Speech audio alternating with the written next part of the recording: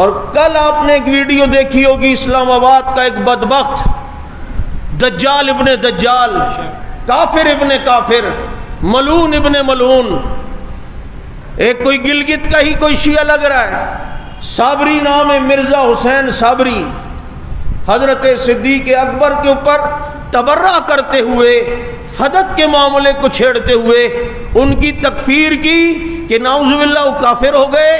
اور علی ایک دن ملے اور علی نے ایک دن ابو بکر سے کہا کفرتا، کہ تو کافر ہو گیا ہے، یعنی علی نے بھی ان کو یہ کہا۔ اور ظالم علی اگر انہیں مومن نہ سمجھتے، جنازہ بیوی کا ابو بکر سے پڑھاتے، حضرت اسماء بنت امیس کا نکاح ابو بکر سے کرواتے، اور پھر تم تو کہتے ہو کہ ابو بکر عمر روز اول سے ایمان ہی نعوذ باللہ نہیں لائے تھے، وہ صرف ایک خلافت کے چکر میں ایمان لائے تھے، جب وہ مومن نہیں تھے تو علی اور فاطمہ کے نکاح کے گواہ ابو بکر و عمر ہیں۔ پھر بتا گواہ کے لیے مسلمان ہونا ضروری ہے یا نہیں ہے، مومن ہونا ضروری ہے یا نہیں ہے؟ جب تو نے مومن نہیں مانا تو علی فاطمہ کا نکاح تو کیسے مان سکتا ہے؟ جب ان کے نکاح کو نہیں مانتا تو حسن و حسین پر کیا فتویٰ لگانا چاہ رہا ہے، کیا الزام لگانا چاہ رہا ہے؟ اس کائنات میں اہل بیت کا تجھ سے بڑا دشمن کسی ماں نے جنا ہی نہیں ہے۔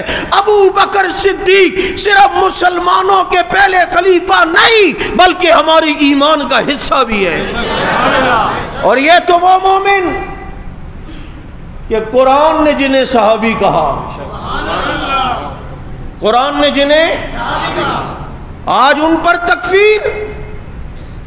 اگر ہماری انتظامیہ یہ پہلے والے بدبختوں کے ساتھ قانونی کارروائی کرتے ہوئے ان گستاخوں کو سزائیں دیتی تو پھر کسی پلے کا اتنی ہمت نہ ہوتی کہ وہ یہ جسارت کرتا۔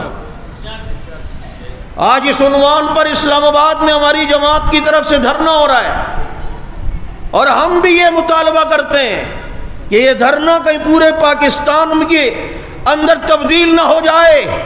اس ملعون کو گستاخ کو فوراً FIR کاٹی جائے، اور صرف FIR نہ کاٹی جائے، اسے گرفتار کیا جائے، اور صرف گرفتار نہ کیا جائے بلکہ سزا بھی دی جائے۔ ہم سب کچھ برداشت کر سکتے ہیں، جتنا کہو گے ہم، امن امن امن بالکل، لیکن صحابہ کی توہین برداشت نہیں کر سکتے۔ یہ ہمیں کسی چیز کہ آپ کو ہم پر مسلط کرنے کی کوشش کریں، ایسا نہیں ہو سکتا۔ اس معاملے پہ کوئی کمپرومائز نہیں۔ ہماری زندگی بھی ان مقدس شخصیات کے نام، ہم مرنا بھی ان مقدس شخصیات کے نام پر چاہتے ہیں۔